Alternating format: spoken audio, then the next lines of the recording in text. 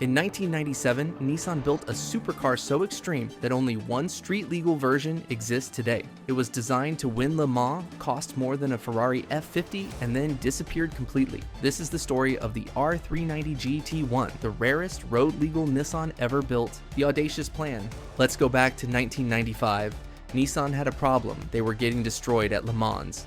Toyota had multiple entries. McLaren had just won with the F1 GTR. Ferrari, Porsche, everyone was there. Nissan arrived with the Skyline GT-RLM, a front-engine car trying to fight mid-engine monsters, and it was completely outmatched. Here's where it gets interesting. Nissan's engineers weren't just embarrassed, they were angry. So they made a decision that would define Japanese motorsport ambition in the late 1990s. They would build an entirely new car from scratch, not a modified production vehicle. A purpose-built racing machine that happened to have a street version to satisfy homologation rule. This wasn't going to be another tuned Skyline. This was going to be a mid-engine supercar that could genuinely challenge the best Europe had to offer. The budget was massive, the timeline was insane, and Nissan wasn't doing it alone. Enter Tom Walkinshaw Racing. Nissan partnered with Tom Walkinshaw Racing, or TWR, a British motorsport firm with serious credentials. TWR had helped Jaguar win Le Mans in 1988 and 1990, and knew exactly what it took to survive 24 hours at Circuit de la Sarthe. The collaboration made sense. Nissan provided the funding and engine expertise. TWR brought championship-winning engineering and experience navigating FIA GT1 regulations. Together, they had less than 2 years to go from blank paper to race-ready supercar. The GT1 regulations in 1997 were deliberately vague. Manufacturers only had to prove a road-going version could exist. Ferrari built their F50 GT. Mercedes built the CLK GTR. Porsche had the 911 GT1. These weren't normal production cars. They were racing machines with license plates, and everyone was exploiting loopholes. Nissan and TWR pushed that loophole to the absolute limit, the engineering marvel.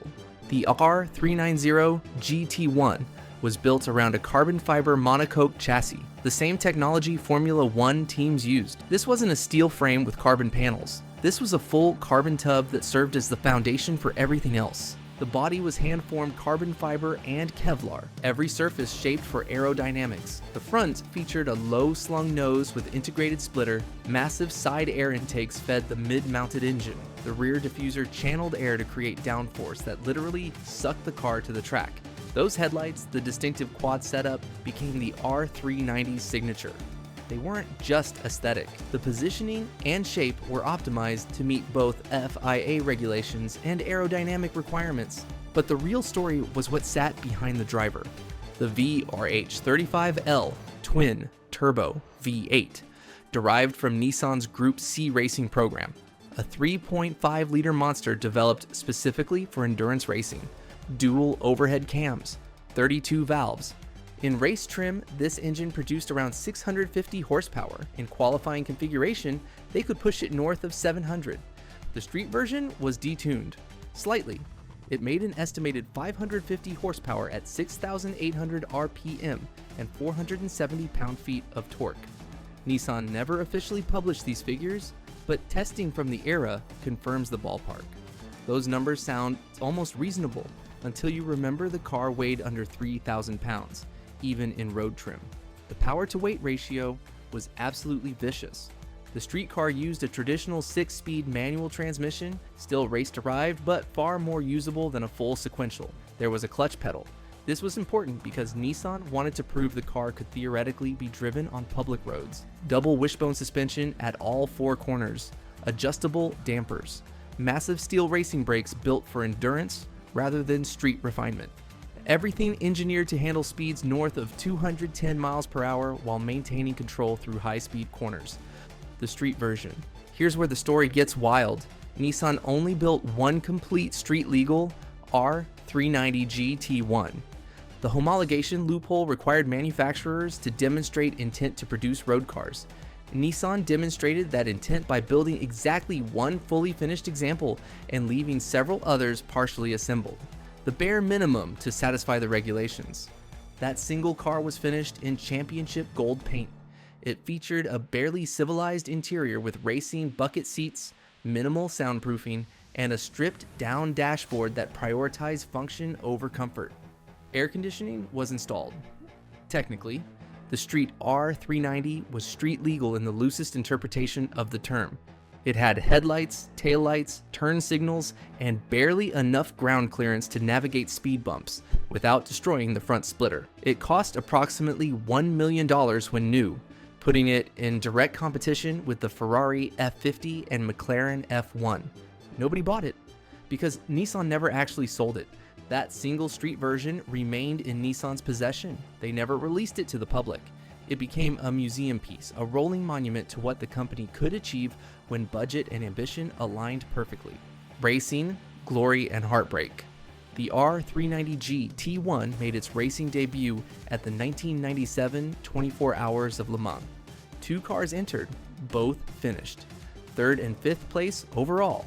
Not a victory, but a statement. In their first year, Nissan had built a car that could run with the best in the world. The performance was genuinely impressive. The R390 was fast on the straights, stable through the corners, and reliable enough to survive the full 24 hours. They'd gone from nothing to podium finish in less than 2 years. But here's the thing about Le Mans. Finishing is one thing. Winning is entirely different. In 1998, Nissan came back with an updated car, the R390 GT1-98. Featured revised aerodynamics, improved cooling, and more refined suspension geometry. They entered 3 cars. 1 finished 3rd, 1 finished 5th, 1 didn't finish at all. Close, but not close enough.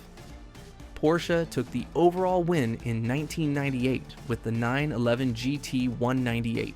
Toyota's GT1 proved Nissan's closest rival, pushing hard throughout the race. The competition was fierce, and despite their best efforts, Nissan couldn't quite reach the top step. The 1998 car was faster, more developed, more reliable, but that wasn't enough. Development costs were climbing. The pressure to deliver a victory was mounting. In 1999, Nissan tried one final time with a heavily revised R391. But the car was plagued with mechanical issues, cooling problems, electrical gremlins, reliability concerns that never got fully resolved. None of the 3 entries finished the race. The program ended shortly after. 3 years, millions spent, no victories. Why it disappeared? The R390 GT1 represented peak Japanese motorsport ambition in the late 1990s. Massive budgets, ambitious timelines, engineering excellence without compromise. But racing programs are expensive, and Nissan's board wanted tangible returns. 3 years, 3 attempts, 0 wins. The business case collapsed. When Nissan pulled the plug, they shifted focus to other racing series. The R390 became history almost overnight. No follow-up model, no spiritual successor, just a footnote in Nissan's motorsport legacy that most people don't even know exists. Here's what makes it even more forgotten. The R390 competed during an era of legendary Le Mans machinery. The McLaren F1 GTR had already won in 1995, cementing its legend. The Porsche 911 GT1 won in 1998, creating one of the most valuable modern Porsches. The BMW V12L won in 1999. Toyota's GT1 became legendary despite never winning. The R390 got lost in the shuffle. It was competitive but not dominant, fast but not fastest, rare but overshadowed. Nobody makes documentaries about the car that finished 3rd. The R390 became the forgotten warrior of a forgotten era, the legacy today. Only one street-legal R390 GT1 exists in complete form. It sits in Nissan's Zama Heritage Collection in Japan. You can't buy it, you can't drive it. You can only look at it through glass and wonder what could have been. The race cars still exist. Some are in private collections.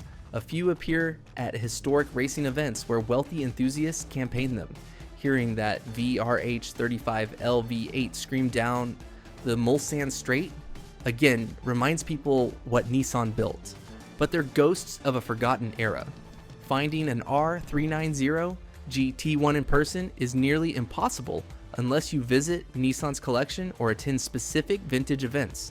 Even then, you're more likely to see a McLaren F1 or Porsche 911 GT1. The R390 is that rare. Values are impossible to determine because the street version never changed hands. If it ever went to auction, estimates suggest anywhere from $2 million to $5 million. But that's pure speculation. The car has never been for sale. It likely never will be. What it represents. The R390 GT1 represents something crucial about Japanese automotive ambition in the 1990s. It wasn't about building the most practical car. It was about proving that Japanese engineering could match and exceed anything Europe produced. Nissan didn't build the R390 to make money on supercar sales. They built it to win Le Mans and cement their reputation as a serious performance manufacturer. The street car was an afterthought, a regulatory requirement that Nissan fulfilled with bare minimum effort while maintaining the engineering excellence baked into the race version. In that context, the R390 succeeded even without winning. It proved Nissan could compete at the highest level. It demonstrated technical capability that would influence future performance vehicles. And it created a legend, however forgotten, that enthusiasts still discuss decades later. The comparison. Put the R390 GT1 next to its contemporaries and the spec sheet holds up. McLaren F1, 627 horsepower, top speed of 240 miles per hour. Ferrari F50, 513 horsepower, top speed of 202 miles per hour. Porsche 911 GT1, 544 horsepower, top speed of 191 miles per hour in street form. The R390's estimated 550 horsepower and top speed north of 210 miles per hour sits comfortably in that company. The carbon monocoque, the racing-derived suspension, the twin-turbo V8, everything about it screamed legitimate supercar.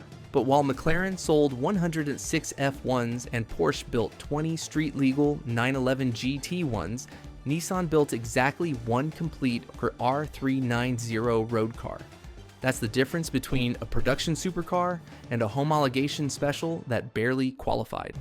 The Nissan R390 GT1 is the rarest road-legal Nissan ever built. One complete street example, 3 years of racing, 0 Le Mans victories, and yet it remains one of the most fascinating Japanese performance cars ever created. It proved that Nissan could build a world-class supercar when given the resources and freedom. It showed that Japanese engineering could compete with European exotics on equal footing, finishing on the podium against manufacturers with decades of heritage. And it demonstrated the kind of ambition that defined 1990s motorsport. Today, it's forgotten by most people, overshadowed by the Skyline GTR, eclipsed by more successful competition, lost in automotive history between more memorable victories and dramatic failures. But for those who know, the R390 GT1 represents something special. A moment when Nissan swung for the fences, built something extraordinary, and came incredibly close to achieving the impossible. Just one exists. That's all we'll ever have. And somehow, that makes it even more legendary.